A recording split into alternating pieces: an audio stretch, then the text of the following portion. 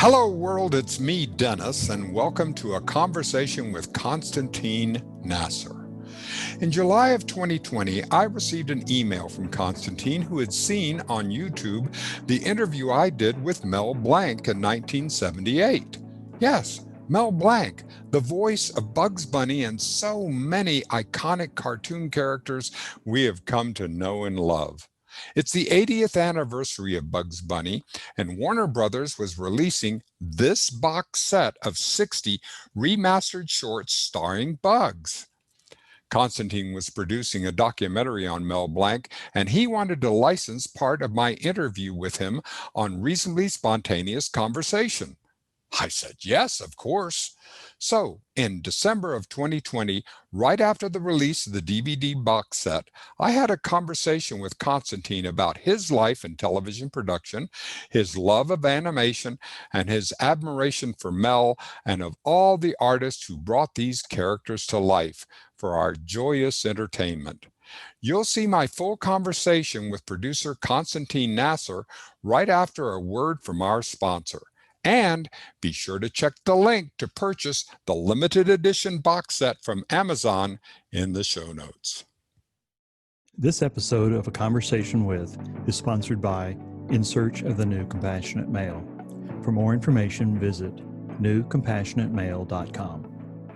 One of the things that I love about talking with you is having just seen your documentary is that I know how much work it took. Every second of the way, all the decisions that you had to make, and you and Michael in writing it, and then you in directing and editing it, the kinds of decisions that took, is extraordinary. Congratulations. Thank you.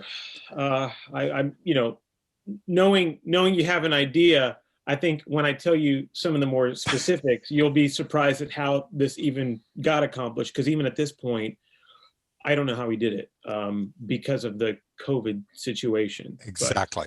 All right. Well, let's start historically, because you did very much of what you did in this retrospective, in this documentary, was to work in a chronological framework. So let's go back to little Constantine. When did right. intersect Bugs Bunny and the Warner verse, the Warner verse at that time? Did you have that? Where were you and when were you? Going back to my youth? Yep. Is that what you're saying? Yeah. Yep. Okay. Well, I mean, I grew up in Iowa, and then I moved to Oklahoma, and both, as a young child, I was growing up on the Bugs Bunny show. So. And what year was that? 70. Well. Late 70s, the late 70s. So we had gone from the real gel cell world into the different kind of animation, because I've noticed, I mean, it was very interesting to watch the evolution of the depth in the animation cells going to television as it was from the Warner Brothers lot. Yeah, well, as a child, I don't think that I recognized, and that was their trick, not to be able to differentiate the bridging material that they create specifically with limited animation at a certain point. And actually, originally it wasn't limited when Chuck and Frizz were making this material in 1960 or so, and that stuff didn't seem like 1960 animation, right? Circa 1982 or whenever I was watching it, 1978 or something. Because the cartoons themselves don't really age. No. So I have two kids. They're 4 and 6, and they watch Bugs Bunny, the old Bugs Bunny, and I think it's the timeless Bugs Bunny. We'll call it that. Absolutely. I want them to experience the range of whether it's a little bit of music education or historical education or comedy education, or even just how to react to people, how to have a sense of humor. So maybe I think I got a little bit of my sense of humor from that. And I watched just a lot, but I also had a big passion for what was limited animation. When I was watching Transformers or Thundercats or He-Man and the Masters of the Universe, I could sense there was something different. a little Mm-hmm. bit, of course, Scooby-Doo, all the Hanna-Barbera stuff. But I also sense that when I watched Bugs Bunny, there was something very, very different about them, all of the Looney Tunes. And eventually when I could see things like the classic Disney animation, there was something obviously more fluid and more alive and more Mm-hmm. care put into those cartoons. Sure. And, I think that the challenge is to keep those cartoons, I think, in the public consciousness Yes. today, not just that Bugs Bunny is a franchise. And so every time we have a chance to put out these cartoons in ways that remind everybody that they're still alive, I think that will just bring generations like my children closer to them. So. Oh, wonderful. So the impetus for this was how, tell me about when it was just a tiny little creative idea because your Yeah. television career, you've had a television career with shows like The Walking Dead, as my producer said, now make sure and let's talk about The Walking Dead and Lock and Key, because these are important films to a huge fan base that's outside the world of Dennis. So, all right, Yeah. so you've been working in television production and film for since, I went to school at USC and I was interning with Roger Corman, when I was wow. 19, 20 years old. I worked at Miramax. I was doing all kinds of things to, just get my foot in the door. And eventually it led to my relationship with the director, Frank Darabont, who has become my mentor and dear friend. After graduating college, was on the set of The Green Mile, and that launched my career on set shooting and making a documentary about that. And it's led to, hundreds of really incredible opportunities, including something that just aired 20 minutes ago, which was, I did a little work on the Wonder Woman 84 premiere, which was very cool. Congratulations. So, in 2003, Warner Brothers, who I had worked with a little bit on and off, I was kind of getting my career sort of situated, what would end up being a very solid and very long career now in the world of home entertainment beyond all the other stuff I was doing. And I was asked, it was a very interesting question. I remember getting a call and being asked by the Warner Brothers folks, would you like to work on The West Wing or would you like to work on Looney Tunes? And they were pitching me two completely different things. And I said, well, I like West Wing. I wasn't like an avid fan just because I hadn't followed it that much, but it was a very good show, absolutely very good show. But there was a passion that I have, a love for Looney Tunes.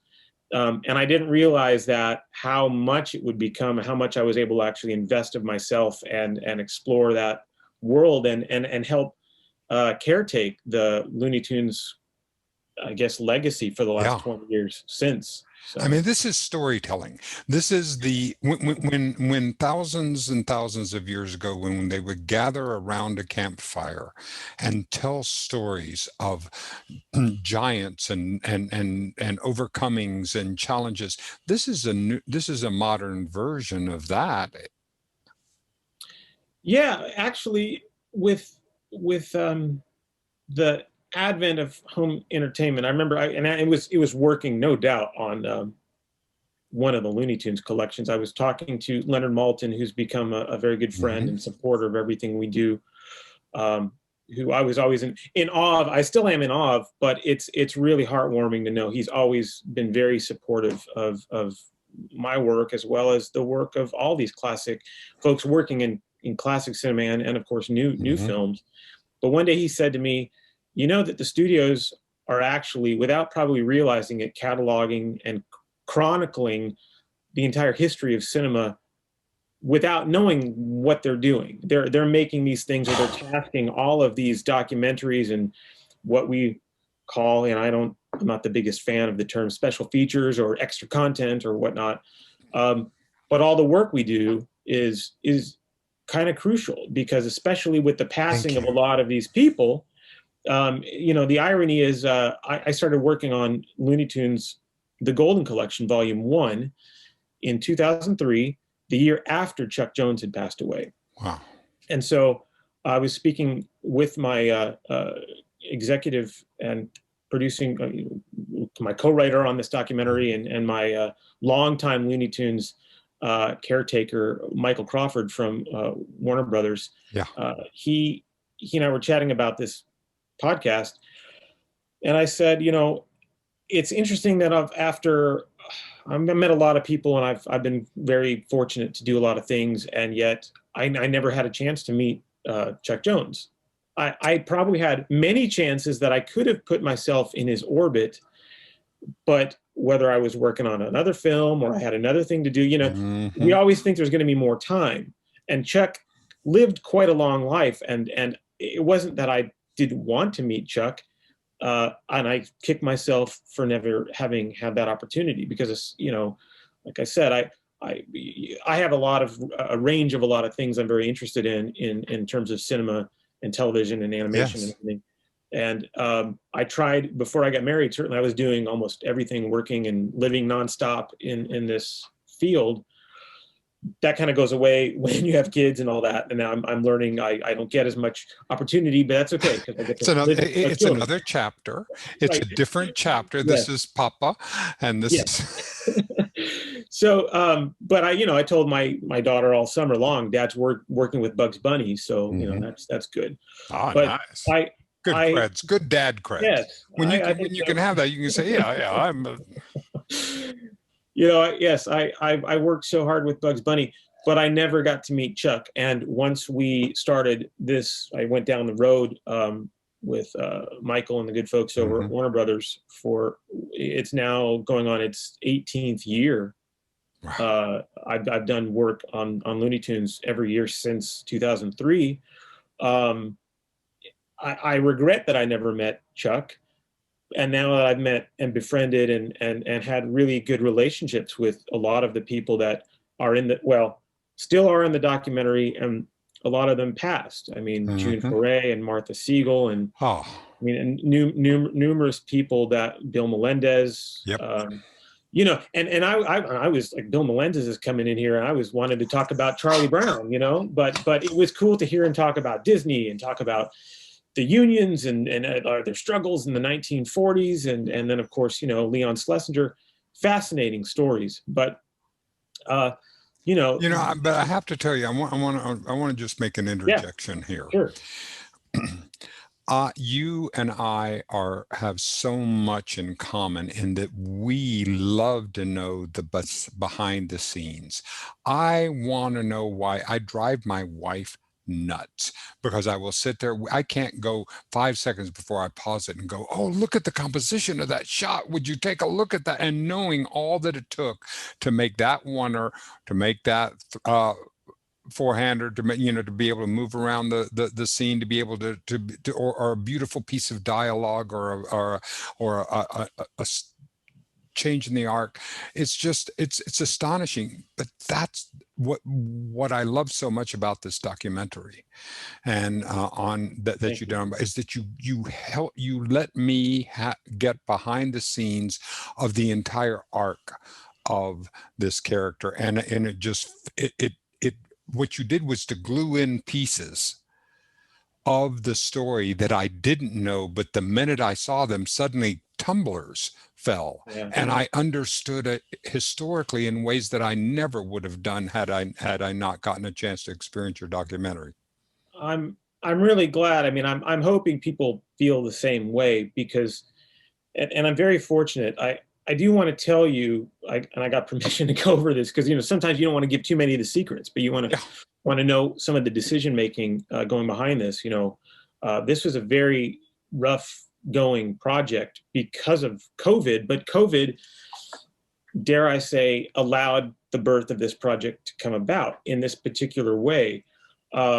So I interviewed a lot of these people over the last 15 or more years, and not only that, but I accumulated, or with the Warner folks, a lot of material and archival interviews and stuff. And yet across all of my, maybe I've made 100 documentaries on Looney Tunes. I mean, that doesn't include Popeye and Golden Age animation or anything else stuff I've worked on. But we never really had a solid Bugs Bunny documentary. We did a doc maybe 10 years ago for Bugs' 70th. And, you know, you do little bits here and there, but there was never, like, for a character of this magnitude and arguably the most famous cartoon character of all time. Yeah, exactly. And to do it, what I thought, you know, to do it right. Now, if you ever go back and watch or listen to commentaries or watch any of our old docs, again, I'm kind of revealing a little bit. I never really had the opportunity to share, you know, not that this information is secret, but what year a cartoon came out, or who really created anything. You know, there was a very distinct line we had to draw. So those parameters shifted in the last couple years.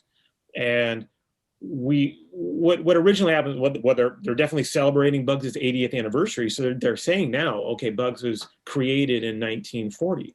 All right, there you go. Although you have some pre-Bugs and all those stories. Now, what happened was I was asked, you know, would you like to do with this big anniversary? And the idea was we're going to get everybody to celebrate and talk about Bugs, and new interviews and new stars and all of that stuff, which also, you know, people, if they love Bugs Bunny, they have a lot to say. Sure. But clearly, a lot of people were no longer with us that created or worked on anything, even from the pre-1960. Yep.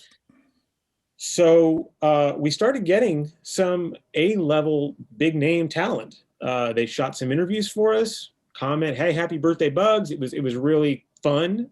We had a big plan. And that was before February. We were starting to go down that road. And then COVID. And then lockdown. And then, like, project's pause button. And then we thought the whole thing was going to go away. And Michael and I we talked for hours, of course, over the course of a week, one particular week. Is there any chance of maybe kind of going a different route? Can we not only utilize all of our archival interviews that were shot? Was there enough strictly on Bugs Bunny, you know? But could we somehow get all of this stuff out of storage? Because it's in like a salt mine somewhere in another state, okay? So we had to make a street date, okay? The street date, and it actually shifted. I think it was originally supposed to come out in October, but yeah, clearly there wasn't enough time. So after the whole project got put on hold for, like, while I'm scrambling with them to figure out, can we even do it, for a matter of 6 weeks or something. And we were losing precious time, and I just wanted to get going, but we had no assets. So I had transcripts and trying to piece together the story of Bugs Bunny. And then we got to get the cartoons. If you've watched it, as you have, I mean, I had maybe 300 hours worth of interviews that I was sourcing, and hundreds of cartoons that I was trying to pull from. And the fact that I think other people could have done it, no doubt, but the benefit was I shot most of these interviews, certainly not the ones with Mel, unfortunately. I knew the cartoons fairly well, and I had some help with my excellent colleague and Looney Tunes master, Greg Ford, former, you know, Looney Tunes director of Blooper Bunny, and he was, you know, part of the Looney Tunes world for 20 years or more, and really still is. He helped me through some work in New York and gave me advice along the way, along with Jerry Beck. But this was, you know, should give Jerry Beck equal credit. A lot of advice, a lot of kind of helping me figuring out what we could do and not do. But then it came time to pull it together, and there was no help. The budget was small. It was robust enough for a little featurette, but I said, what the heck? Let's just throw everything at the wall and see what could stick. And at the end of the day, you know, my feeling was, this is the first time this is actually getting done. Yes. It may be the last time this is going to get done. And Michael and I just, you know, he trusted. I remember the first cut. I'm like, don't worry. I know it's getting a little bit bigger. I think it was really supposed to be like 30 minutes. Like, getting a little bigger, getting a little bigger. But we found all of this incredible material, and I wanted to make sure everybody was represented. I mean, I have some regrets. I wished I had like an interview with Bob Clampett, although Ruth is in there. Bob is represented. Everybody talks about McKimson and Clampett and Jones and Avery, like, Fritz Freeling. I tried to make sure, you know, and of course Mel. And of course, I ran into your footage, your interview on the internet. Yes. And I remember, you know, sending the link to Warner's. I got to get this. I can't, you know, and I'll tell you what I liked about your interview, you know, if you want me to, but it was. If I want to, I'm sorry, you're talking about my interview. Oh, yes. It was very important to me. Yeah. You know what, I unfortunately didn't have any raw interview with Mel Blanc that showed up where I mean, there were snippets, and these little snippets I've used over the years to some degree, a little bit here, a little bit there. Almost, it's like scraping the barrel. That Mel Blanc 3 seconds can't be, you know, can't not use it somewhere. And I've used everything that I've ever had, especially when I did my Mel Blanc Man of a Thousand Voices documentary some years ago. Anyway, I run across your interview, and I think you only put it up last year. It's new, like you hadn't. Yeah, it had been put up by my producing partner Ken Leake years before, so it's gotten a couple of 100,000 views over but it was on his. So I put it up on my channel on that, and so that was when you ran across it. Well, certainly, it wasn't up in 2006 when I was doing my Mel Blanc documentary, or 7, or whatever it was. Right. So I saw the interview, and the fact that it's just raw Mel, and it was very honest, and you're talking about everything from his marriage and working with Noel, and like, this is at the time when Noel was about to kind of like, and he's talking about, you know, road trips and being Bugs Bunny on the road trip, and I mean, working on television, all the things that I just felt like I was enamored by. And I thought, man, I tried, and I did watch it so many times, scouring for a possible additional Bugs Bunny comment, things, you know, but the fact that we found one,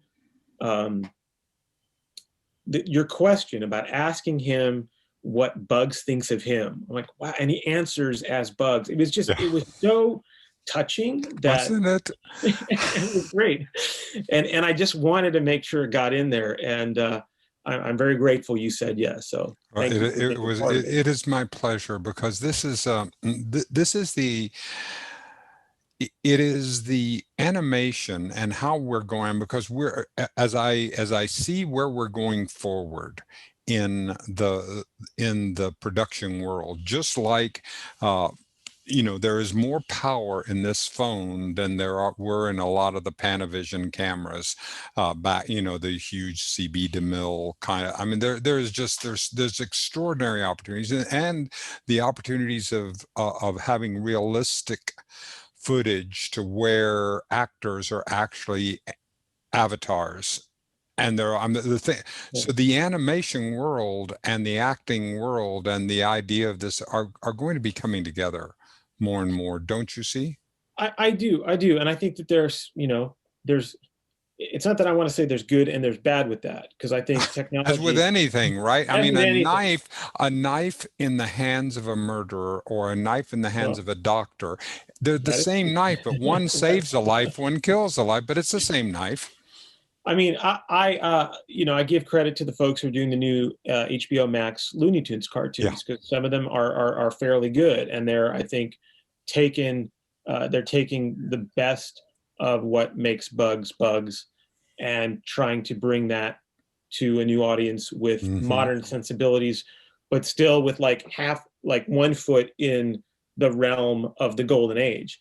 I like to think that if in any Bugs Bunny cartoon, and I've been saying this since I've been watching the new ones post Chuck and Frizz. If Chuck, Frizz, or Tex Avery would do that gag, then that's the right gag to do. If they couldn't do it or they wouldn't do it, maybe it's not. And I'm not saying all of their cartoons aren't like masterpieces as well. I mean, the Golden Age stuff is one thing, and when you kind of get into, they just tried to keep Bugs alive throughout the 70s and 80s and 90s. Many worthy attempts. I mean, like the best thing that happened to Bugs, strangely enough, in my view, was getting like Tiny Toons, inspiring things like Tiny Toons or Animaniacs, where they were part of that world, but they weren't the characters. I think Joe Dante's Back in Action is a very good. It's an entertaining film that is a good use of those characters. And I hate to apply like use as a term, but it's very difficult to do it when you can't separate Bugs Bunny from, or any of those characters really, from Mel Blanc. Yeah. So you're kind of like stuck within like rock within a hard place. And no matter what you do, everything is it's like, it's not like Batman, where you can have different creators doing Batman, voicing Batman, drawing Batman. Batman's Bugs Bunny, it's got a look and it's got a sound like Bugs Bunny from, What's Opera Doc or Wild Hair or Long Haired Hare. So, but you brought that up so clearly, because you brought it in he's the iconic character. He's American. He's a smart ass. He's a winner. He's indomitable, and he keeps going. I mean, this is an icon, much more than merely a character that you could morphize into something else. Yeah, he's. I mean, Chuck, I think, puts it very clear in the doc. If Bugs becomes too obnoxious, he becomes a jerk. Absolutely. You want to sympathize with him, and it's like he's not a jerk right off the bat. You only have to like push him, and he's like, oh, okay, let's spar and figure out how this cartoon's going to end. Yeah. But he always seems to have a twinkle, like he brings the audience in on it. That's what I love about. You also say this in the documentary, that he looks out at the audience and brings the audience in, breaks that fourth wall, and brings people in, so you feel like you're in on it rather than just having that observational place. Yeah, and Bugs, remember, he was created at a time where the audiences needed a hero. And I'm going to say needed a hero in a way they want a superhero. No. This is, in the midst of the Depression, or the, world will be coming out of the Depression with the war, but they wanted that rough and tumbling, guy that'll just, he'll scrap with you, as I said before, because he has no other choice. This is a guy that's, he pulls himself up and is his own person in a way that a hero can give you confidence, because he has confidence in himself. He attracts other people because he is confident, and you want to be like that guy. And then we go into the war, and then, we'll put the guy that's really confident and can be tough and can be a winner, and throw him against the bad guys. So, that's, I think, been his appeal. And kids like that too. I mean, adults, I think if the cartoons are smart enough, the adults will be able to enjoy that aspect of it. But the kids always want to see, it's like the Three Stooges, right? But of course, Bugs Bunny is much smarter. There's a slapstick, but there's that was the thing that I enjoyed so much about it, is that I always felt that the writing had a depth to it, that you could enjoy, that I could enjoy much more than just the slapstick, and just, and even, you had some of the, I was a Rocky and Bullwinkle fan, and of all of that of the genre, and that was writing. The animation was seriously not what you showed up for. But with Looney Tunes, it was, though. Like that was the difference. That was the art. That was what I was because I can sit there and enjoy the artistry and the subtlety of the art that then combines with the writing, that makes it a classic. Yeah, yeah, and I think, you know, I spent a lot of time with the Max Fleischer Popeyes. We made numerous documentaries on the when those were released on home video some years ago, and I think the Fleischers from a comedy standpoint are also very, very good. But I think what is interesting, or most interesting, is if with the Looney Tunes is, unlike Disney, which are beautiful and they can be funny. Yep. And I'm not knocking the classic shorts, and certainly not the magic of Peter Pan or Dumbo, Pinocchio, certainly any of those features, and the shorts. But what was great about Looney Tunes for a good 20-year stretch, I think from 1940 to about 60, really, it was the music. First of all, you had the characters, full animation, a phenomenal, array of characters. The writing was excellent, and that, these writers were, they were artists more than they were sitting there writing. I mean, they were creating the voice acting, and then the fluid animation. So you're talking about like multiple levels. Now, Disney had them too, but they weren't as funny, and the fifth component is absolutely unpredictable. You could watch a Popeye cartoon and it is probably going to be funny and enjoyable. And I'm not in any way like knocking, and it's hard to compare. Yeah, exactly. What I'm saying is, it's like trying to compare Mickey Mouse and those shorts, the Silly Symphonies, to the Bugs and the Looney Tunes and Merry Melodies. You had no idea where these cartoons were going to go. You watch a cartoon like Falling Hair, you're like, where is this cartoon going? And then it goes into some really wacky place. And it doesn't even have to be some of the gonzo stuff that you saw in some of these Looney Tunes. I mean, when you watch What's Opera Doc, you're like, for the first time, you're like, what am I watching? And yet you're being introduced to opera. You're being introduced to great music, because when I listen to the music that they have, and it's some extraordinary stuff. I mean, these were did orchestras create did they do that in the same orchestra pit? And yes. When they did this in the same way that you see the feature films done? Yeah. So Carl Stalling, the composer, the original composer, and then it would be Milt Franklin after him, had access to the Warner Brothers Orchestra. So, I mean, I have seen some of the compositions. I mean, the cue sheets. It's been fascinating to sometimes clear some of this music, because way back when we were always trying to like figure out what, if you see a cue sheet, Carl Stalling would take snippets of like 30 different songs in one 6 or 7 minute cartoon. 3 seconds there, 7 seconds there, an original bit that lasts 10 seconds and another 4 seconds. It's insanity. But that's the Looney Tunes style. And the further along they developed, I mean, I'm trying to do everybody here justice, but sure. Like those are the like, again, the unpredictable nature of a Carl Stalling soundtrack 7 minutes. When you listen to them on their own, especially, you can't, I think on this set you'll have a couple of them, but we were over the course of the years, again, through the research and hard work of people like Greg Ford, who produced a couple soundtracks where you can hear the music. We were able to marry a handful of these scores to the picture, and if you watch them, they're silent comedies. They're like Charlie Chaplin silent, but the music is what's killer. I mean, that drives the cartoon. And as much as you may want to hear Bugs and miss Mel Blanc, there's a whole different component where you can focus on the music, and it's just as funny. God, that is so. Okay, not only did you have to get a chance to put this together, but you had to do there's so much work that has to be done that is not sitting in front of the editing console and working through that has to do all the clearances, all the work. Yeah. So tell me some of the things that you learned about yourself during this process. Where were you pushed to the edge as a creator?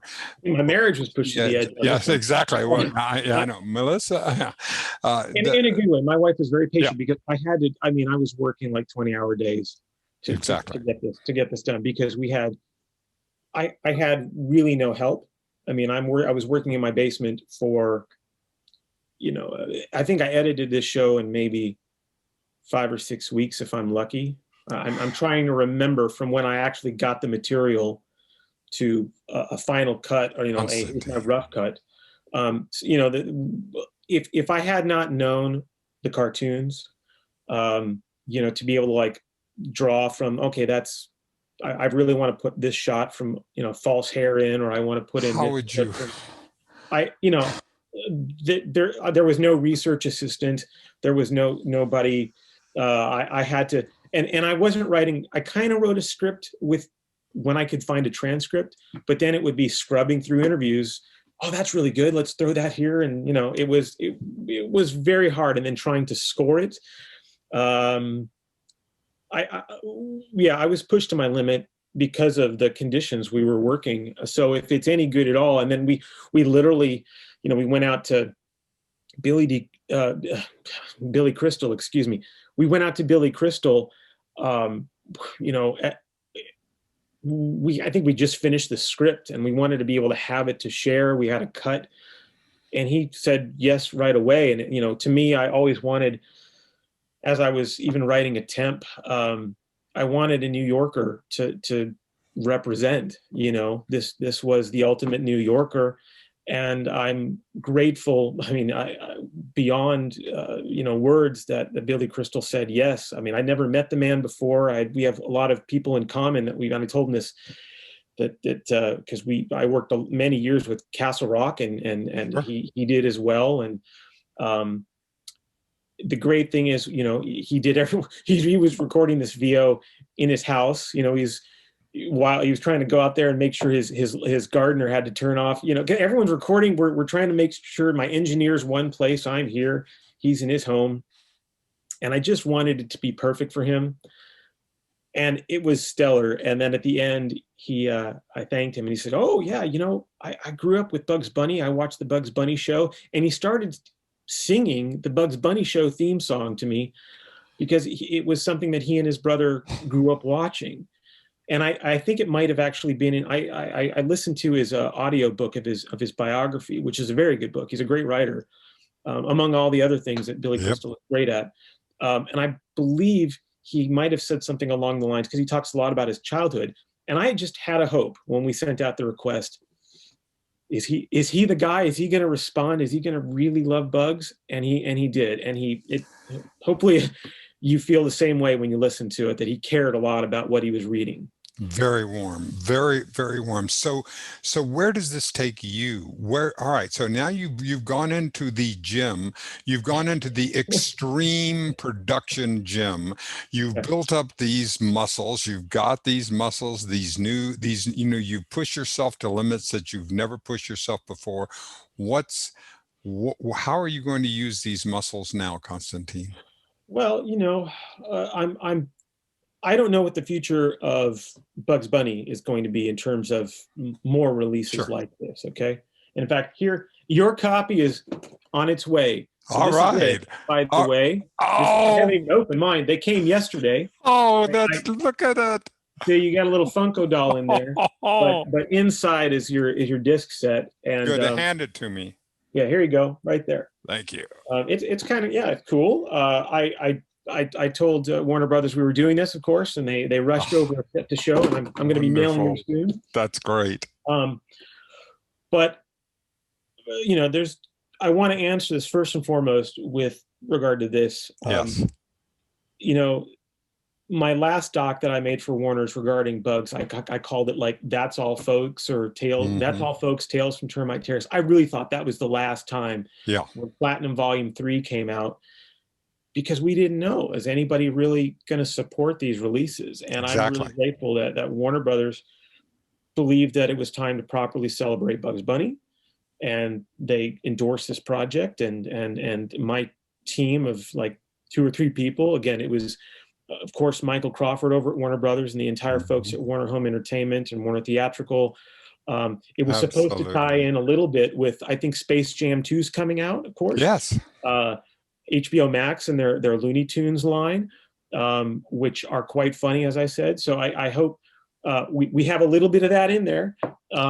Excellent. And we tried really hard to, focus mainly on the golden age, but then show how Bugs continued on. I mean, he had a life from 60 to 2020, another 60 years, Yeah.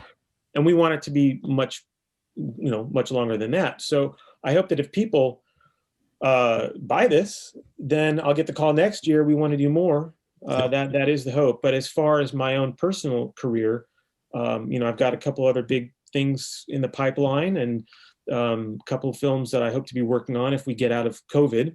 And it looks like we will. When? No, we will. But when these projects will be up and running. I mean, I've been shooting interviews. I've shot a couple of interviews in my backyard. I mean, it's really kind of sad.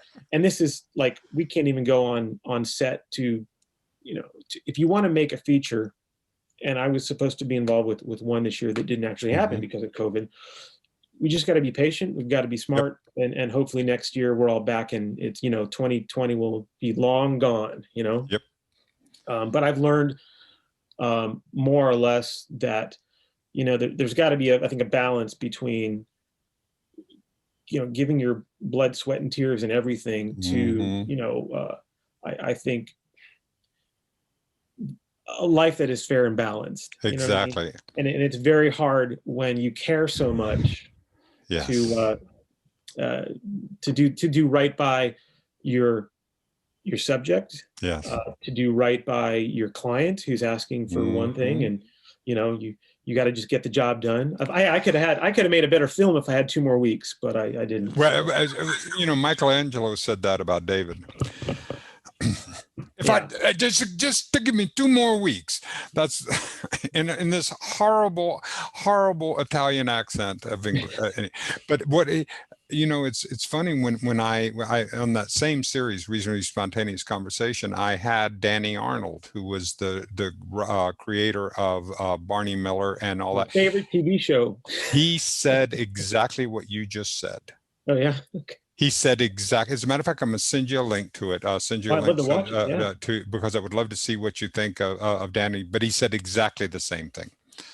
And I would love to. I would love if you can help me connect with his sons, because I don't know if they saw that, but he talks about them. He talks about, and I would love to be able to do that. I'd love to be able to get a chance to. Sure, yeah. And Barney Miller that was some of the comfort food I was watching. Was my Shout Factory box set of the complete Barney Miller, which is my favorite sitcom of all time.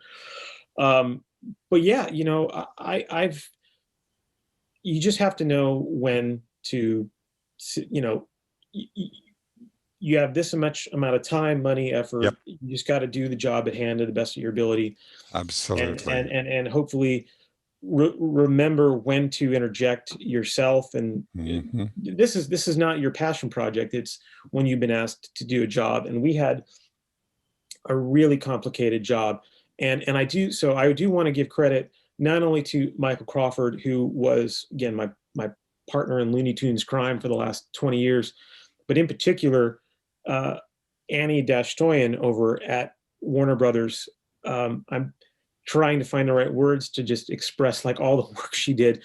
She was the one that actually working with my sort of constant barrage of emails to please find these tapes, please, they exist, or here's another batch of cartoons I need, or are you sure you can't get me that, Michael Jordan clip from Space Jam? Man, Annie was, as I said, like the Indiana Jones of this project that would continuously dig into, or, wherever the vault was. So Annie, if you're watching, Annie. Yeah, exactly. Annie was the hero of the project. Thank you for bringing her in. Thank you for bringing her in, because we often, there is often, when I work with teams and I interview people, there's often someone on the team that isn't the center stage, but without which it would not have happened. No, this was what you Annie. just said. Yeah, I mean, if you watch this, and it's 60 minutes, and there's like 100 interviews, and there's probably, I sourced maybe 200 cartoons. All those things had to come from somewhere, and it would be like literally me. Hey, do you mind? One more batch. One more cartoon. Yeah, I'm sorry. And I call, and she'd always be so positive. I mean, this is just So she's just so absolutely stellar to work with, and hopefully we're going to continue working on other things together. But she's been through the ropes a lot Yep. over the years with me, and again, the folks at Warner Home Entertainment and Warner Brothers, just period, have been very supportive of, not only Bugs Bunny and the format, the classic films and animation, but certainly of me and giving me the patience that sometimes I require when I sort of say, can I have about 5 minutes? The show's going to be a little bit longer. They don't like it sometimes, but hopefully in the end with this particular one, Bugs deserved 60 minutes, and I'm glad and grateful that everybody agreed with that. It was wonderful to watch the weaving of the story that brought me historically and chronologically up to be able to see it. You wove it together beautifully. I watched the documentary and I was enthralled, and it was a lovely piece, and it really, because at 72, Constantine, I am getting a chance to see my history and to see the evolution of my artistic consciousness as I go, and I see the strength of this character as he comes on, and it stays as fresh as it could be all the way through. Thank you. Well, I'm going to tell you one other little story here, and this to me was like kind of crucial. It is small, but crucial. One of the people that I got to interview way back in 2003 was Robert Gibbs, who was a layout man and a model designer and an artist, and he would create and did create the Bugs Bunny model sheet for Tex Avery's A Wild Hare. So he worked with Tex, he worked with people like Bob McKimson when Bob was animating, but if you know much about Bugs, there's are the pre-Bugs Bugs, or are they not? When did Bugs actually solidify and this is the design? Well, Robert Gibbs' model sheet, which is in this documentary, is the one. So when I interviewed him in 2003, he told he told his side of the story. Now, of course, Tex was gone, and most everybody else was gone, and Mel Blanc was gone. But Bob, I think he was like 80 or 81 at that point, told the story. And when we made my documentary, Irreverent Imaginations, the golden age of Looney Tunes, this was at a point where I was really not allowed to say who created what. It was a very kind of touchy thing that they were still trying to figure out.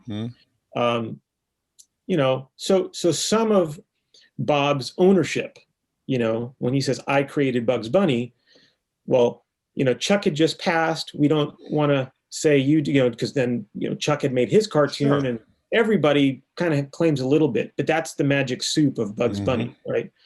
Well, enough time had passed where I said, we got to include this. And we couldn't find the tape. I had the transcript. Everything was in a salt mine somewhere, and these tapes were coming in. We would get them sent over to a digital house, digitizing. They'd send me hard drives. It was insanity.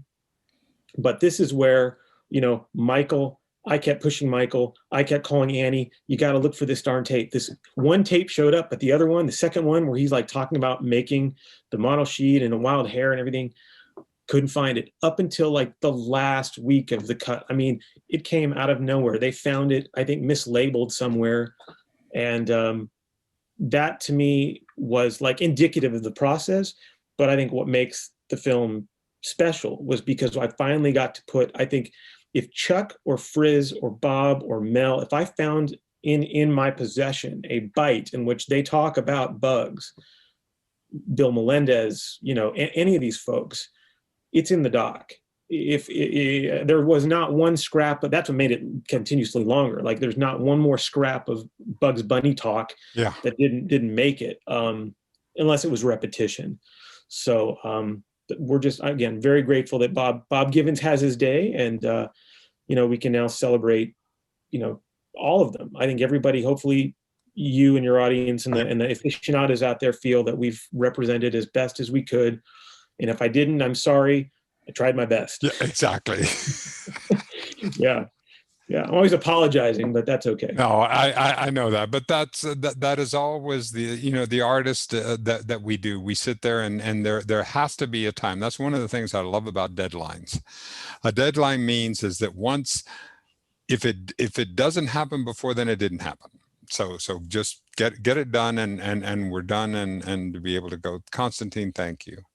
Thank you Thank very you much. for today, and more than that, thank you for finding Mel and finding me, and getting an opportunity to be able to see to see a working artist, because this is what artistry is. You wove this tapestry together into a coherent, beautiful piece that not only got me creatively, but got me historically.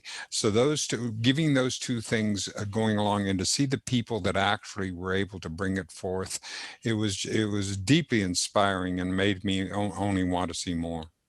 Well, thank you. I really hope that, most importantly, the families of all of the creators, and it's not just Exactly. the top directors, but everybody that worked on Bugs. I hope if they watch this, they feel like we did their family justice, that we did Bugs Exactly. service, the legacy. And as you said, deadlines are deadlines, but there was a lot of heart put into this, and I hope it gets you emotionally. I mean, I think certainly as I worked on it, it was emotional for me, because I've been involved with this for 20 years of my life now. Exactly. It's very hard. But it goes back to me being like 2 years old, watching these cartoons on a couch, and it still gets me after all this time. So thank you very much. My pleasure. This episode of A Conversation With has been sponsored by In Search of the New Compassionate Male. For more information, visit newcompassionatemale.com.